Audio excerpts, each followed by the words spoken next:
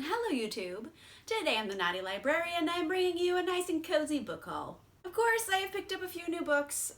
I never stop buying books, it's kind of a problem, but whatever. And today I'm feeling quite cozy. I've got my hoodie, I've got sweatpants. I know you can't see the sweatpants, but like trust me, it's totally like sweatpants city down there.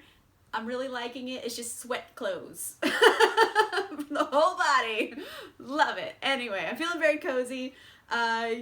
These are the books I've picked up recently. First things first, I have Just Like This by Cole McCade. This was sent to me by the publisher Carina Press through Harlequin, so thank you very much for sending me this. This is a romance, and it sounds so good. I believe it's also an age gap romance, enemies to lovers romance. It's got like a lot of tropes going on.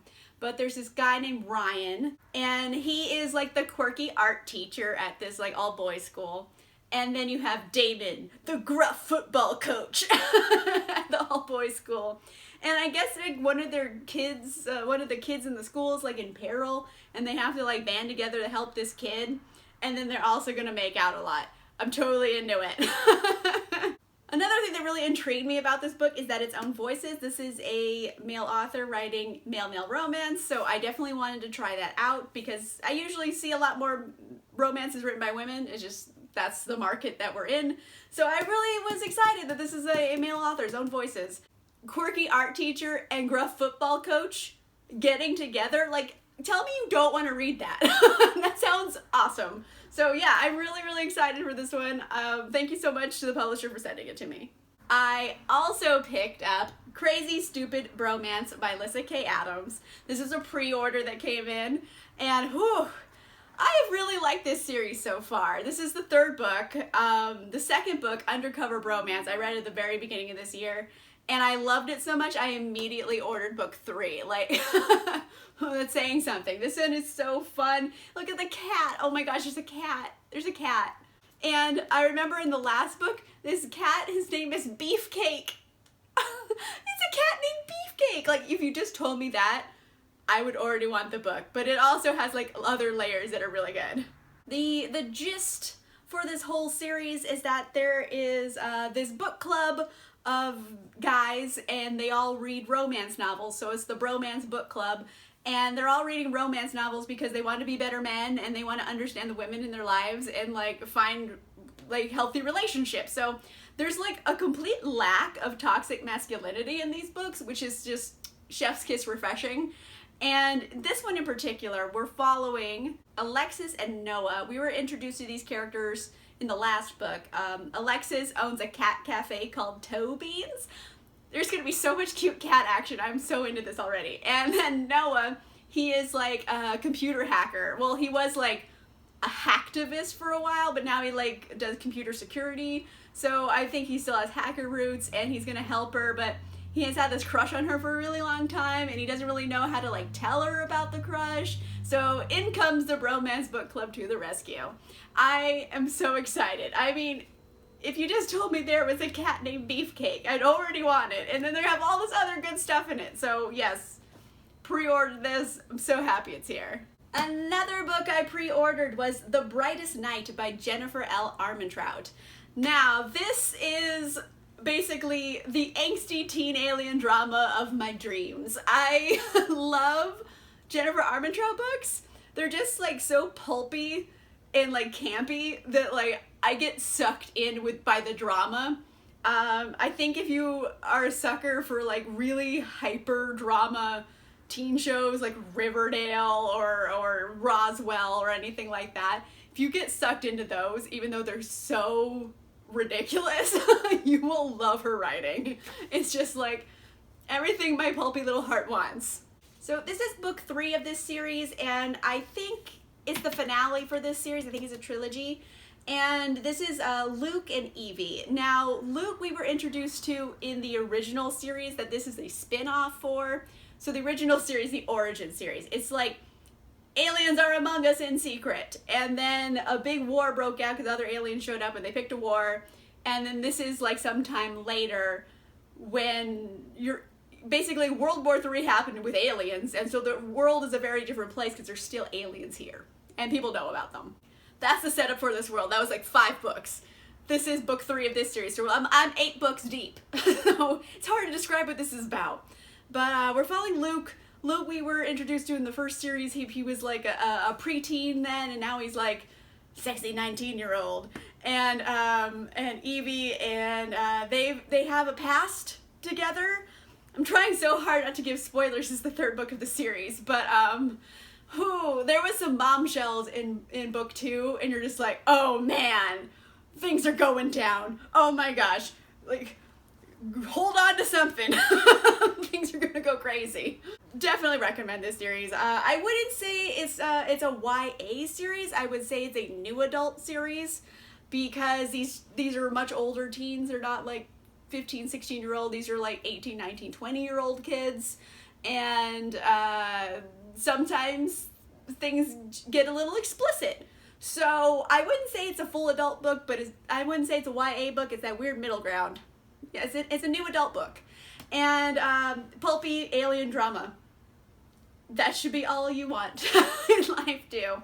I love it. I'm really excited. I'm not gonna read this. I pre-ordered this like almost a year ago. Like, I love anything by Jennifer L. Armentrout. I'll pretty much always pick up. I also got a copy of These Violent Delights by Chloe Gong. This one sounds so cool. It's kind of a Romeo and Juliet retelling, but in 1920s Shanghai. So already I'm like, ooh, give me the book, tell me no more. But it's basically, yeah, it's the 20s in Shanghai, and there's these 2 rival gangs, and Romeo and Juliet love comes out of this. However, the twist is not just a retelling set at a different time period. There's a twist, because people in this story start ripping their own throats out. Like, some shit goes down. And so it's like a contagion or a monster or something. They don't know. So now there's like a supernatural or like a virus, sci-fi. I don't know. There's something else going on. So 1920s, Shanghai, Romeo and Juliet, rival gangs, and also people ripping their throats out. Like, it's got like a lot of things that I definitely am very intrigued by. This is a book that's been on like my periphery for a while. Like, it wasn't necessarily like a super anticipated read, but I'd seen the cover and I'm like, oh, that's a cool title. And then I found out what the book's actually about, and I was like, yes, give me this now. So yeah, I'm really excited. But this has an awesome premise. I'm hoping the execution is equally as good as the premise. I also got a copy of Severance by Ling Ma. This one has like a kind of a plain cover, but when I actually read what it was about, it seemed so quirky and fun that I was really intrigued by it. I'll just read you the little byline here, which is it the end of the world or just another day at the office? So it's kind of like a workplace end of the world story. We're following this woman named Candace.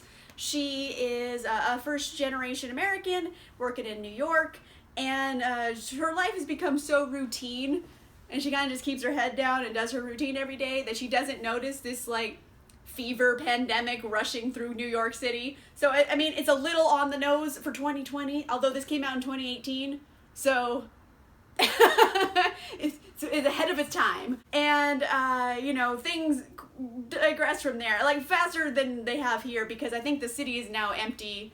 There's bands of survivors, and there's this girl working in an office. So it seems like a really quirky apocalypse sci-fi story, and I'm like way into it. I kind of like that the cover is so plain, because you don't know what you're getting, and then you read the blurb and you're like, wait, what? Oh my gosh. So yeah, I'm really excited. This is kind of a find for me. I didn't know about it, and I'm glad I took a chance on it. This seems really fun. Last new book is The Broken Girls by Simone St. James. I read one other book by Simone St. James this year, and I thought it was really fun. It was like a ghost story that actually had cool ghosts in it, so I was like, all right, I'll read something else by Simone St. James. And I think this is an older book from her, but it's kind of similar to The Sundown Motel, the book I read this year, where there's 2 different time periods and a mystery that like links them and possibly a haunting. So I'm like, okay, well, if I like this book, I'll probably like this one too. They're kind of the same. So it looks like we're splitting time between the 1950s and 2014. There's this boarding school in like Vermont, and it's an all-girls school for like the rejects, the misfits, they're too smart for their own good. Send these girls here, the unwanted, and it's rumored to be haunted. You know, so you have all that going on, and then someone mysteriously disappears. And then you have 2014, and there's this journalist who's coming back to Idlewild, which is the name of the boarding school, because her sister mysteriously disappeared 20 years prior. So I'm thinking the school went on after 1950. But there's been several disappearances over the years, and she's kind of investigating what happened, and I'm sure, you know, strange secrets will be uncovered and there might be ghosts. And I'm like, yeah, ghosts. You know what? It's a very similar premise to her other book I read and enjoyed. So I'm hoping I really like this one too. It's fun, pulpy stuff. And I wanted to see a ghost story that had real ghosts in it. So yeah, this is anticipated. I'm excited about it. It's a little older though. When did you come out? Yeah, this one came out in 2018 as well. So it's an older book, but I'm definitely really intrigued by it. I don't know. What if it's not as good? I don't know. I'm just gonna have to read it. Alright, so those are like the few new books I have gotten recently. This a little baby book haul in my cozy hoodie and my sweatpants. Whole sweatsuit. Let me know in the comments down below. Have you read any of these books? Or do you get excited when you find a book about ghosts that actually has ghosts in it and not just metaphorical ones? Because I do. I get super excited. Let me know in the comments down below. If you like this video, make sure you give it a like, and if you want to see more videos, make sure you subscribe. And I'll see you guys soon. Bye!